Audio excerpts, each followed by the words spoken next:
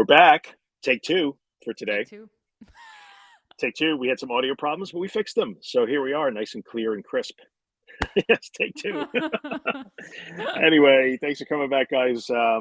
Joined as always by my friend Lauren Rosen. I did it wrong. You did it wrong. We Did it practiced on wrong. We even everything, you practiced, and I got it guys. wrong anyway. Lauren is a licensed marriage and family therapist practicing in Southern California and specializing in anxiety disorders. She's the Obsessive Mind on Instagram. You should check her out.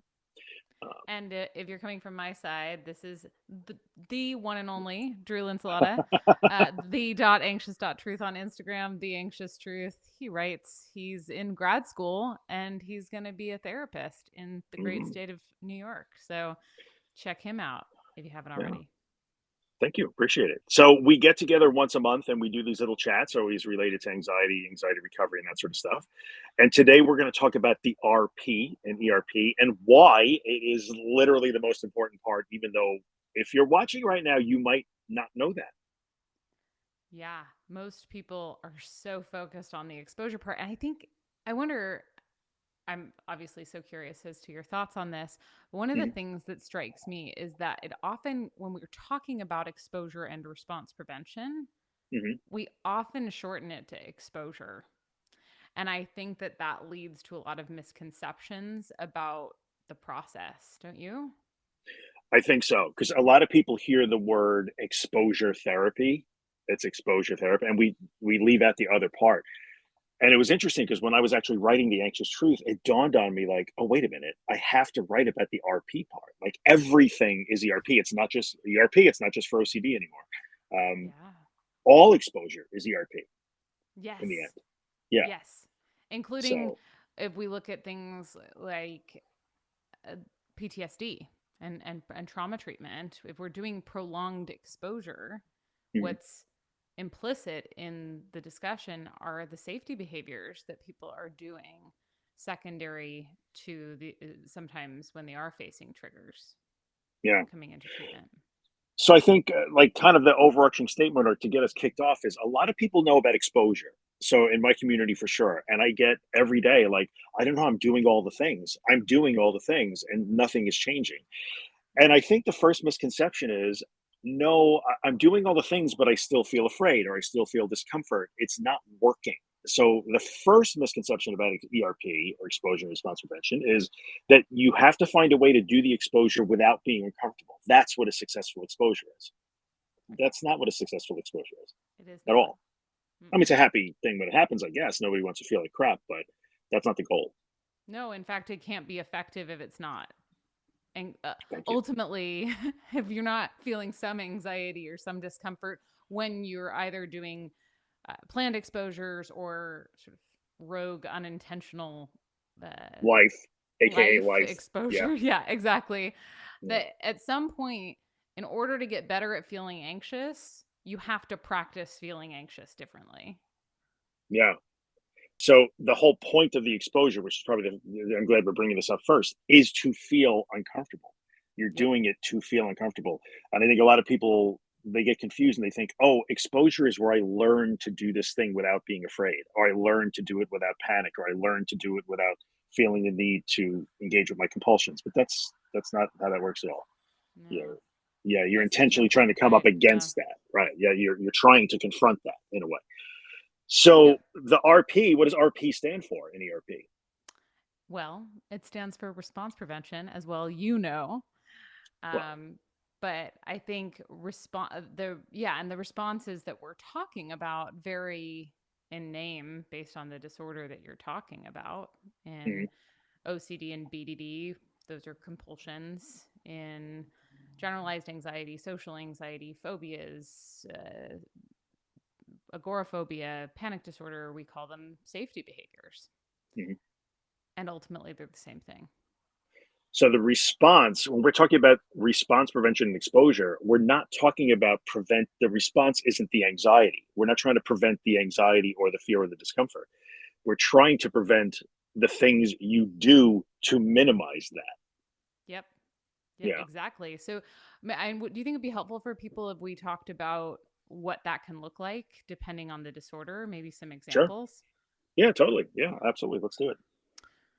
So, one example, health anxiety, we might see people as a safety behavior or compulsion, depending on the verbiage that you're using, either excessively calling a clinician or looking up things repeatedly on Google or for excessive periods of time about symptoms that they're having. We would consider these to be safety behaviors because they're intended to keep the person safe from whatever perceived danger they might Mhm. be believe that they're being exposed to.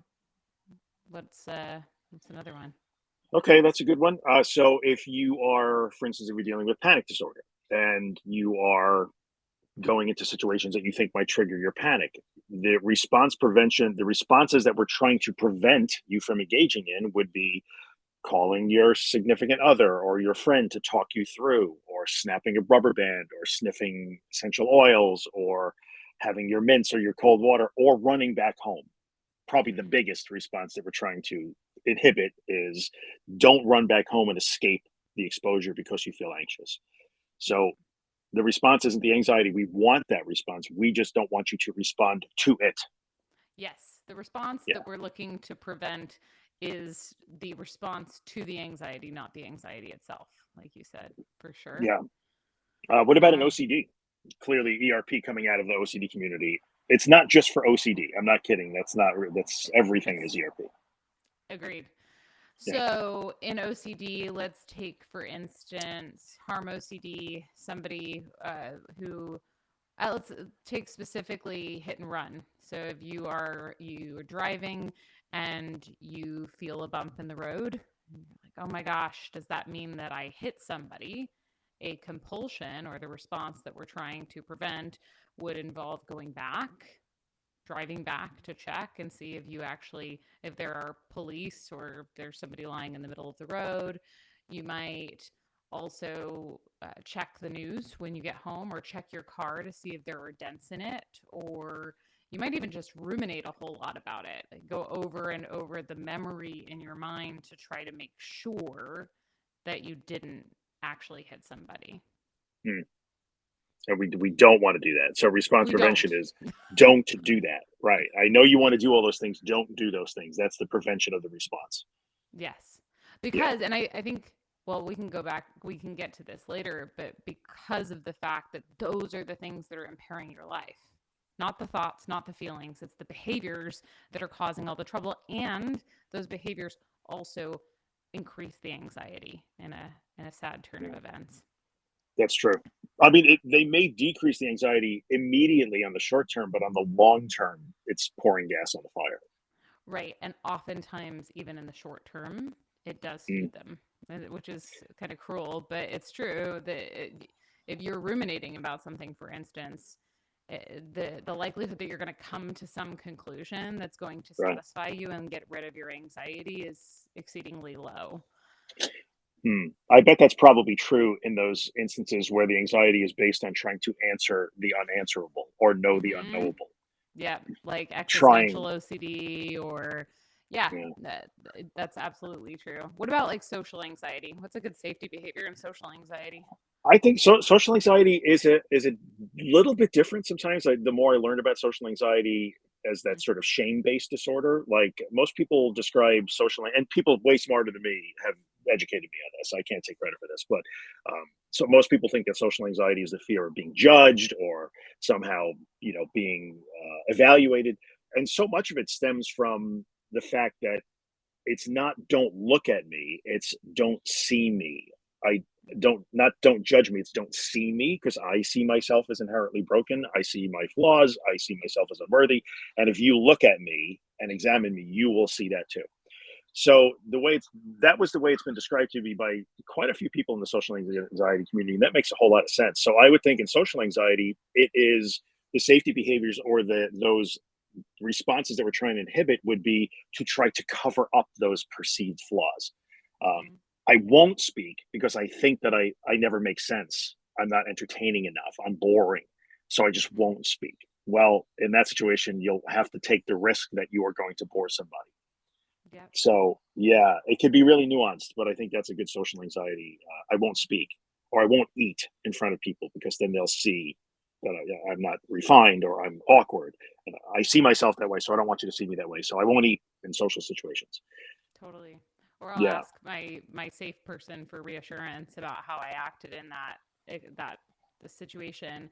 And it's such an interesting point that you bring up too about shame, because I think in some respects exposure and response prevention here looks like doing the talking, right? That would be the exposure part. And then the Mhm. response prevention rather is not in the aftermath of that you're not going back and reviewing what the other person's facial expressions were and not trying to pick apart what all of it meant. Um, but I think we can also look at vulnerability Mhm. as the practice of vulnerability as an exposure, ultimately, Yeah. if that makes Yeah, for sense. sure. And Yeah. I think in a way, when you engage in the RP part and you inhibit those responses that are designed to soothe you or find the answer, you are essentially allowing the worst outcome to be true in almost all Mm. cases. If I panic and I feel like I'm going to have a psychotic break because my panic is too strong, well, if I inhibit my responses, I'm essentially allowing that psychotic break to happen. Or at least allowing for the possibility. Yeah, correct, correct. And Okay. I always say that because there's brutality when I say that to people. Well, you'll have to allow the heart attack. Oh, Yeah. well, what do you mean? Yeah, but truly, I know in your mind, you are literally resigning yourself to a heart attack, a psychotic break, Yeah. being ostracized from your family, whatever the fear might be. Totally. So, yeah, so RP is tough because it's exactly that you want to try to get safe. And when you engage in response prevention, you are not trying to seek safety in that moment, which is completely counterintuitive for human beings. 100%. Yeah. It's like, let me just, and it's interesting the idea of exposure. It almost, because when I think of like not exposing oneself in like an lewd way, but like Yeah. like uncovering, right? Like opening up to this Mhm. experience. And Mhm. there's this great sculpture. I don't know if I've ever mentioned it to you. It's one of my favorites. It's by an artist named Paige Bradley, and it's called Expansion. And in it is a woman who has all of these cracks in her. She's naked. She's sitting in the lotus position. She's got all of these cracks, and there's a light coming through those cracks from within her. And it kind of reminds me of the Japanese art of kintsugi, where basically they drop pottery on purpose and then they glue it back together with gold. And so but it's the same idea, is that like the beauty comes from the cracks, from the opening, from the expansion. And I do think that there's a lot that the reason I love one of the reasons I love that statue is it really represents what it's like to do exposure and response prevention. It's opening and then staying open, Yeah. and we don't want to do that. That's scary. Well, we're trying to prevent the cracks. See, this is why you're my people. I'm looking at. Are I you? had to Google it. Yeah. That's great. That's an amazing piece of art. Yeah. And I love the way you describe it because the exposure we don't want to do the exposure because we're trying to prevent the cracks. Yeah. But really, and this gets a little philosophical here, it's the cracks that make us who we are. The cracks are the experiences that we learn from. I can crack, but it just becomes part of me and part of my experience, and I incorporate it and I learn and I get stronger from the crack. But how So do you grow if you don't crack? correct. You wouldn't learn anything if you just try and always just everything needs to be like this. So Yeah. that's a tough one. Let's get a little geeky for a second here and talk about the difference between habituation and inhibitory learning because this is part Okay. and part. Right, we're going to super geek out, but people need to hear this because I think most people understand the concept of habituation, and so I get asked all the time. So if I just keep doing this, if I just keep driving on the highway, what I'll get used to it. Mm, Yeah, yeah. but not if you drive on the highway loaded up with Xanax and your phone and a timer to make sure that it's only 60 seconds to the next interchange. So you got to have both of those things. Yeah. Habituation by itself, which is probably what we were after 25 years ago or 30 years ago. Yeah, it works, but it doesn't appear to be long lasting. Yes. And it doesn't predict long term recovery. Right. So, which makes total sense to me. So, just to sort of outline to those who are watching the main difference, right? Should we sort Hmm. of Yeah, break we it probably down? should. I think people need to know. Yeah. So, essentially with habituation, like what Drew was talking about, is that you go on the freeway over and over again. What they found is that over time you get used to it. And that's what we talk to kids about, right? Like you get used to it. Goody. That's Mhm. what we were taught to teach Yeah. kids. And it's true that that often will happen. That being said, oftentimes people do the exposure work with the direct intent of trying to make their thoughts and feelings go away. And that can only ever be, in my clinical experience, a side effect. Hmm. Because the second that we start to aim for thoughts and feelings to go away, we are now not actually accepting their presence and developing a different relationship with them that's going to support us in experiencing them and not getting caught up in these behaviors, which again is more of a predictor of long-term recovery, especially because anxiety disorders, OCD, are constantly morphing, constantly shifting. So the next time that you have a trigger that has nothing to do with whatever you're triggered by now, Hmm. if if you are tied to this habituation model, now you're stuck. Now it's like, oh no, but I'm anxious again. What does this mean? I'm stuck. I'm back. Versus, oh, of course I'm anxious again. Okay, well, what's it like to feel anxious? Hello, anxiety. Good to see you. I've been Right. waiting for you to show up. Right, like there's a definitely a different MO. Yeah. Yeah, there's truth in that because I think you can't, and to tie it back into the response prevention, you can't have response prevention if all you're trying to do is habituate. You will never get used to it if Right. you're not willing to fully experience it. So I think that's where people get caught up in it. Like, I'm not getting used to it. I've been doing it over and over. Yeah, because you're still trying to engineer a specific emotional and internal experience while you're doing this thing. And you Yeah. can't. You just have to let whatever experience happens happen. Right. Or And then learn to I love ride it. the wave. Correct, to learn to ride the wave. So if you are relying only on I will get used to it, and I will try to get used to it by making it as comfortable as I can for me with all my safety rituals and devices, then you might get used to it. But all you do is learn to panic. You learn to go to the supermarket without panicking, is what you learn. Mm, But what Laura pointed, I think, is really great. If you rely only on habituation and you engineer habituation, it doesn't become portable across contexts. So people will think, oh my God, I have to learn how to do everything. I have to learn to go to the supermarket again. I have to learn to drive my kids to school. I have to learn to fly. No, not really. yeah. That's not the case. Right, because So, that's not practical.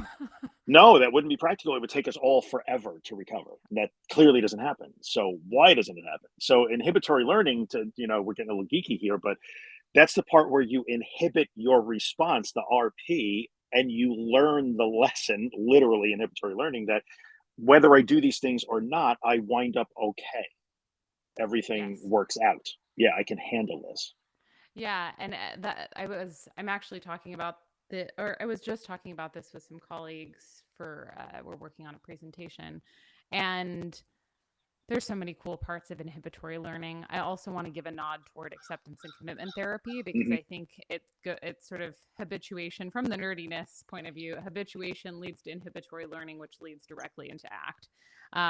In terms of an approach to exposure and response prevention, I'll break that down for you guys because I'm not trying to just say Yeah, we're getting words. super geeky, but it's okay. We're just But trying to, no, well, but she's just saying words now. well, it's just words.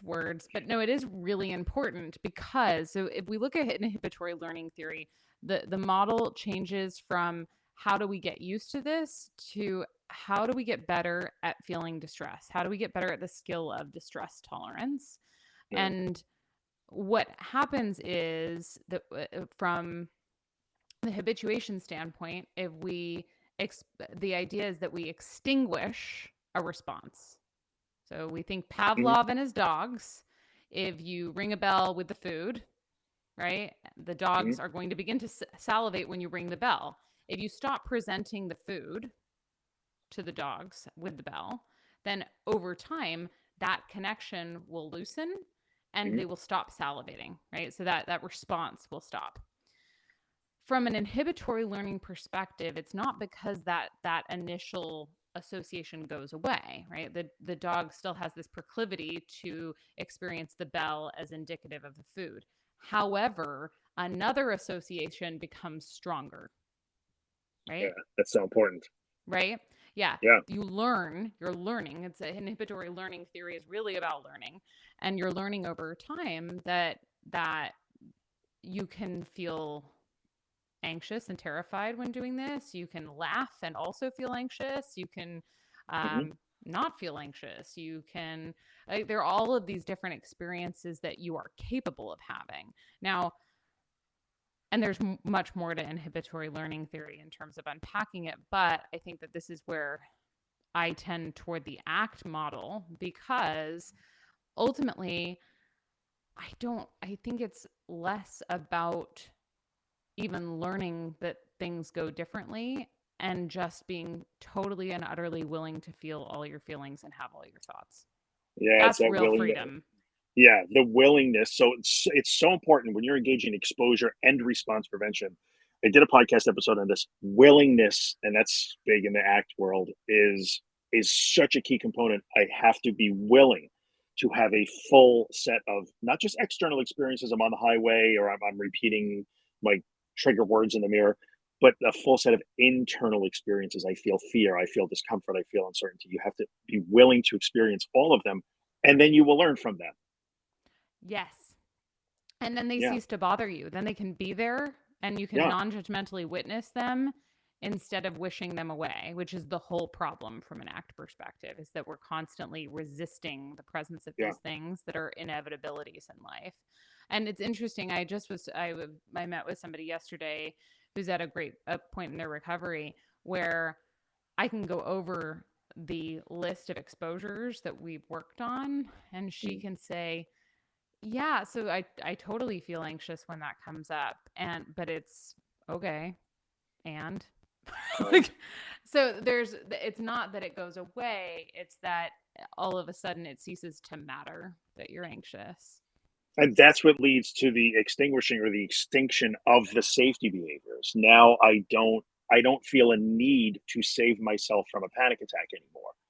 It's Right. a completely different experience for me now than it used to be. Although I think that that's more of what happens with the inhibitory learning side of things, right? Is that, Mhm. or with the habituation more than the ACT, because and that's where I think sometimes you're still going to feel a strong urge to do the behavior, but that's Oh, a sure. variable thing, right? Like it ebbs and Yeah, flows, yeah, and so it's not like we ever get rid of that yeah. knee jerk reaction to maybe do the behavior. It's that over time it gets weaker and weaker, and we become it's a habit basically. Yeah. I have the ability now to feel that strong urge to do the safety behavior if I were to Hmm. experience panic. Yes. But it only lasts for a couple of seconds and I can back away from it and put some space between me and it and then make a different choice. That's the Yep. difference now. Totally. That's it. Yeah. That is And exactly it. it's the willingness to have that experience fully and the engagement in the RP part. I stopped trying to save myself that leads you to there. So Yes. Yeah. But that's if what you RP keep matters. if you keep doing it, wasn't it you who was saying about the guy in New Jersey who sits on his porch and keeps the elephants away with his shotgun? That wasn't me, but I now I need to hear about this clearly. He's not a real person, but it's tantamount to having an anxiety disorder or OCD is tantamount to being, some dude out on a lawn in New Jersey being like with a shotgun saying, "I'm keeping the elephants away." Somebody might ask, like, "What elephants?" He would say, "Well, I'm doing a hella Exactly. good job. Yeah, like if I stop doing this, the elephants are gonna come," which arguably, I think that would be way cool because, elephants in Well, Jersey. who wouldn't Why want not? elephants on their front lawn? Of course, but Hello. But that's a great sort of illustration. yeah. So if we keep doing all of that, we keep sitting on the lawn, if we keep calling our doctors repeatedly or avoiding talking to people because of our social anxiety or Yeah, what have you, then you're never going to learn that either the bad thing doesn't happen or that you're capable of handling whatever comes up, even if it is not the experience that you wanted. yeah, and I think that that varies. That's on a spectrum. Sometimes we discover like, oh, there are no elephants, and that's okay. Right. Sometimes you do actually reach a state of certainty that's like, oh, that can't happen. That's right. That was just my anxious brain inventing things. I had Right. one woman once who, and I tell the story often, who was afraid that gravity was going to turn off. And I never Hmm. encountered two people that had that fear. Hmm. But, in the end, you would reach the conclusion like, oh, that was just really an oversensitized brain making things up. I know that doesn't Yeah. really happen. I can be pretty sure that that won't happen. It's Um, probably not. Yeah. It's yeah, highly it's probably improbable that not going to that's going to happen. happen. Yeah. Yeah, yeah. The laws of nature say that's not going to happen, and I can recognize that. But other things, like maybe someone will judge me or say something nasty to me, or maybe I will panic and scream because I panic. Yeah, that could happen, but you'll handle it. Yeah. So, But you don't get to yeah, know that you're going to handle it unless you put yourself in handle those it. circumstances and handle it. Yeah, yeah. The RP. It's all about the RP. So it's about Yeah. refraining from those things that you think are supposed to make an exposure easier, calmer, less anxious. You can Yeah. get through it. If you continue to engage in those safety responses, then you're just teaching yourself how to do things. Yep. And well, I made it this time. I made it through because of my cold water and mints. But you Yep. are always going to make it through even without. Right. And then the responses actually rob you of recognizing your own capacity and Yeah, of feeling really empowered, which is interesting, right? Like I think that you have to be willing to feel your feelings. And the bonus for that is that you end up feeling good, not because you get rid of feelings, but because you end up feeling really proud of yourself for doing a hard thing and feeling empowered and and probably reflecting back and recognizing your own courage that's likely to make you feel good too. So yeah. it's not about feeling better, but it is a side effect that often accompanies going headlong into exposure without doing the responses. It's so interesting because it really morphs the same exact experience. Feeling bad can Yeah. actually turn out to feel good. Like, Yep. as crazy as it sounds, you feel good about feeling bad, Yeah, which it's like being makes sore no after the sense. But gym. right, yeah, Yeah. this hurts like hell. But look what I did. Yeah. Yes. Yes. I mean, as a clinician, I know you can appreciate this. How exciting is it to see somebody make the turn from "I made it" to "I did it"? That's like Yeah. the best high five moment that there is. Like, yeah, The you did it, best. and they so exciting for them. Like, oh my god, I did it! Like, yeah, you did it, Yes. as Yeah. opposed to I made it. Yeah. It's So so true. That's such a good distinction of like, right, the white yeah, knuckles finally release. I made it yeah. versus, you know what? I did that. I showed up. I was a badass. Bam. And that feeling comes from not engaging in the safety behaviors, the RP. So Yes. we'll wrap it up because we're getting a little close. But I know we have to answer this question because anybody watching is going to ask. But how?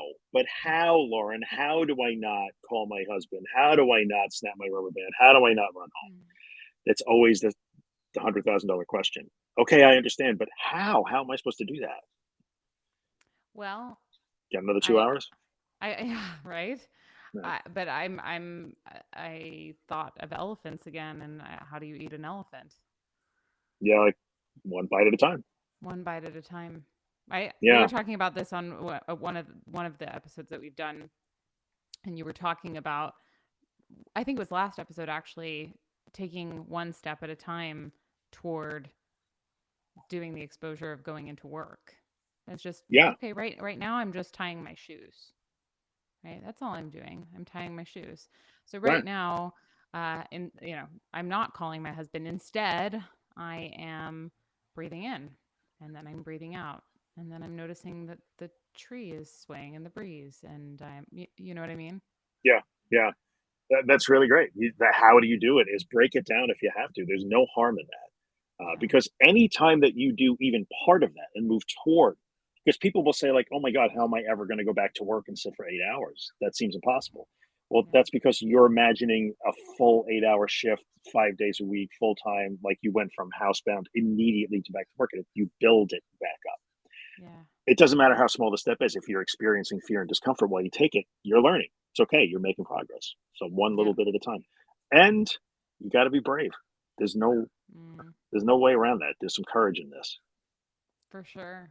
Yeah. Yeah, the courage to feel your feelings and to tolerate the unknown, Yeah. which we're doing all the time anyway. But this is where, sorry, I know That's I it. go off It's on okay. tangents, but No, I it's will okay. say the courage piece. right? Like that's where if we reorient toward showing up in a courageous way, that also Mhm. empowers us. Instead of like, I want to feel sure, I want to show up in a way that even if I don't feel sure, I'm still doing it That's anyway because I want to live my that's life. good.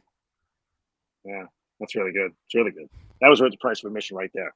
That's a whole other conversation. We could probably It do an is. episode on that. Like selective tolerance of uncertainty and unsuredness.